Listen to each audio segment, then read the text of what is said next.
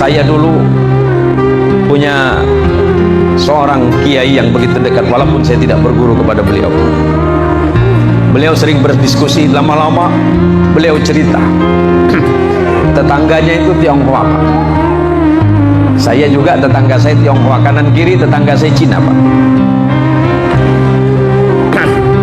Dan insya Allah jamaah banyak tahu bahwa rumah saya itu kanan kiri itu, ini Buddha, ini Kristen, yang di depan Kristen, yang di sebelah sana Buddha. Dulu Umi almarhumah protes, "Nah, kenapa kamu seneng beli rumah di situ yang tetangganya non muslim semuanya?" Jawaban saya sederhana, Mi. Pertama, karena Allah mentakdirkan saya di situ. Yang kedua, mungkin saya bisa memberikan manfaat untuk mereka. Alasannya apa? Mereka tidak mungkin baca Quran.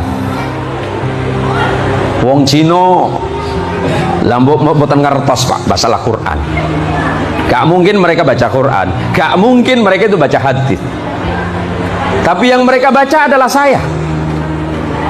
Sebagai seorang muslim, pasti dia membaca saya. Kalau saya baik menunjukkan sikap dan akhlak saya sebagai muslim, pasti mereka berkata, "Oh, ternyata Islam itu baik." Karena saya mendapat cerita dari seorang ulama yang sudah wafat, namanya Kiai Subki Zayyadi. Beliau itu punya tetangga dulu di Paritwan Salim. Ada yang tahu Paritwan Salim, Pak Siantan? Ya, Perwasal. Punya tangga namanya Pak Afiong, Cina. Pagi-pagi Pak Apiong ini datang sama Kiai Subki. "Selamat pagi Pak Kiai." "Selamat pagi Piong. Ada apa Pak Piong?" "Aku sini minta doa." "Minta doa apa?" "Doa cepat kaya." Kata Pak Kiai, "Kita beda Tuhan." "Tak apa, Tuhan aku tak baik, siapa tahu Tuhan Pak Kiai baik." Semoga Allah merahmati Kiai Subki. Jadi macam mana lah? Terserah Pak Kiai lah, yang penting aku kaya, kau dulu kan kaya, Yong. Itulah Tuhan aku tak baik, Dulu aku kaya, uang aku banyak, toko aku banyak. Sekarang aku jadi bangkrut, Jadi macam mana lah? Minta doa lah. Kiai Subki bilang, "Udahlah Yong, kalau kau mau, yakin, bacalah Fatihah. Bapak banyak, kau baca 1000.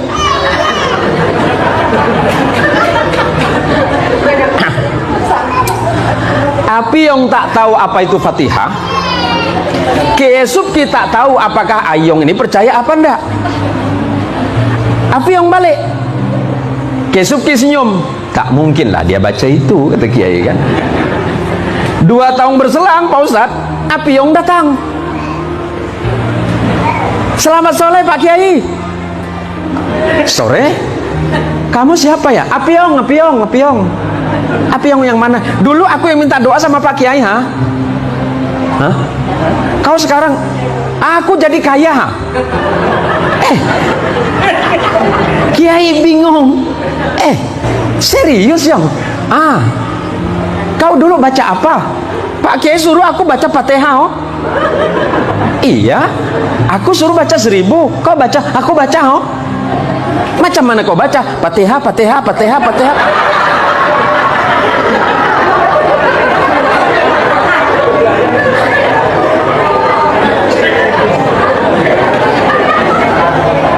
Kaget Kiai. "Serius Yong? Nah, aku jadi kaya, Masa Pak Kiai tak yakin sama Tuhan?" Apa kata kayak gedablekon gitu kan. Kiai yang ngajarin gak kaya-kaya, Cina yang diajarin kaya duluan. Jadi Kiai mikir, aku yang salah apa Tuhan yang kasih salah ini? Akhirnya dalam hati Kiai Subki Zayyadi berkata, "Ya Allah, Engkau maha pemurah. Mau seperti apapun orang meminta, Engkau pasti beri. Yang penting yakin." Nah, problem besarnya kita ini dari pagi, siang, sore, malam sampai ketemu pagi lagi, mboten sugi-sugi, mergo napa? Mboten yakin. Ora percaya sama Pak Kiai. Oh, ditanya, Pak Imam, doakan saya jadi orang kaya. Balik ketawa dia. Dia seorang tak kaya gitu. Ya Allah, ini terjadi, Pak. Ni'matani maghbunun fihima katsirun minan nas, as-sihat wal faragh. Ada dua nikmat manusia yang besar yang sering dilalaikan oleh mereka. Dan ketika nanti nikmat itu hilang, baru mereka berpikir bahwa aku membutuhkan keduanya. Pertama, sehat. Kedua, sempat. Ketika kita sehat, sempatkan waktu untuk beribadah kepada Allah, bukan sholat ketika sempat. Ingat, sempatkan waktu untuk sholat, bukan sholat di saat sempat. Tak sempat, tak sholat, di saat sempat baru dia sholat. Padahal waktu kita ini sudah cukup panjang. Kesempatan yang Allah siapkan begitu luar biasa. Yuk, masing-masing lihat ke dalam hati kita masing-masing. Sudah seperti apakah iman kita kepada Allah? Sudah seperti apakah ketakwaan kita kepada Allah? Dan sudah seperti apakah sabar kita di sisi Allah? Dan seperti apakah rasa syukur kita di hadapan Allah? Banyak di antara kita berpikir bahwa iman saya sudah kuat, ibadah saya sudah kuat. Padahal sebenarnya mungkin itu tidak seberapa di hadapan Allah. Maka mulai sekarang perbaiki sikap, perbaiki ibadah, perbaiki akhlak, perbaiki semuanya. Maka insya Allah, Allah akan memperbaiki hidup kita. Walaupun harta kita tidak banyak, walaupun hidup kita sederhana, rumah kita bukan rumah gedong, rumah kita tidak sebagus istana, mungkin rumah kita beratap dari daun sagu, kemudian papannya terbuat dari dinding yang biasa, lantainya terbuat dari papan yang AC-nya 25 jam. Sebab kalau rumah lantai papan itu AC-nya 25 jam, Pak.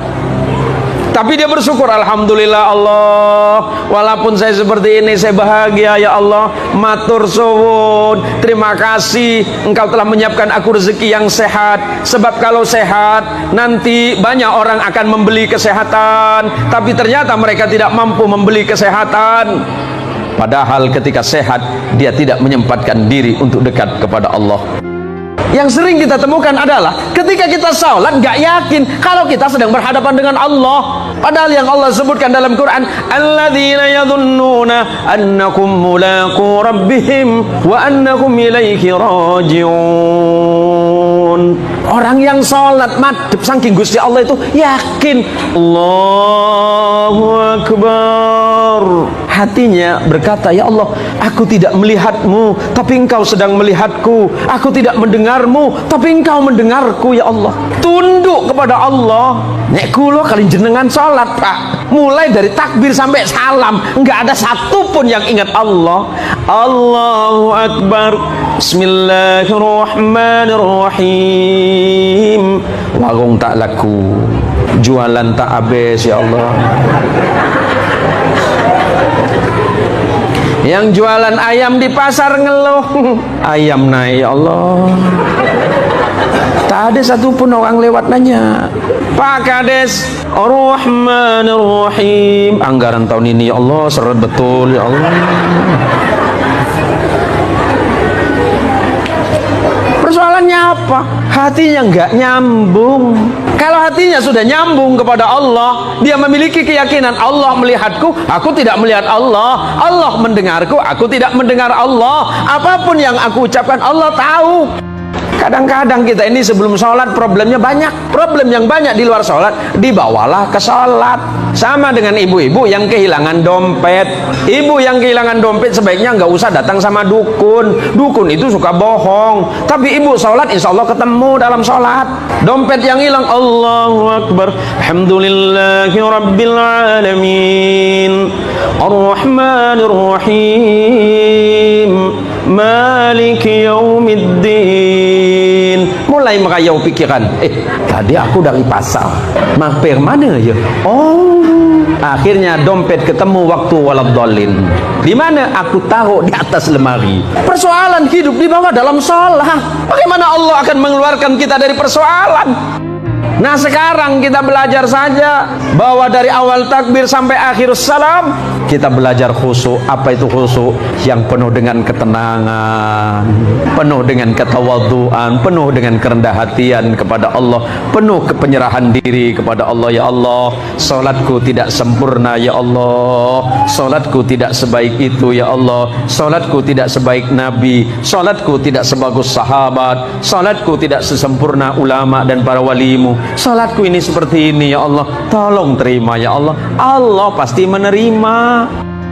Kadang-kadang ada yang malah ngomong gini, ngapain sholat? Ngomong sholat aja nggak kaya-kaya. Atuh ibu kia ta ibunya. Sholat kita ini sholat dari takbir sampai salam nyaris tidak ada satupun yang ingat kepada Allah. Nah mulai sekarang kapan kita ingat? Paling tidak waktu takbir, takbiratul ihram, takbir yang pertama, sedangkan takbir berikutnya disebut dengan takbir intiqal. Takbir kenapa yang pertama disebut dengan takbiratul ihram? Sebab takbiratul ihram adalah takbir yang mengharamkan mengingat selain Allah di dalam sholat. Ada batas pun Anda sudah sholat, yang wajib Anda ingat hanya Allah, bukan mengingat kepada yang lain.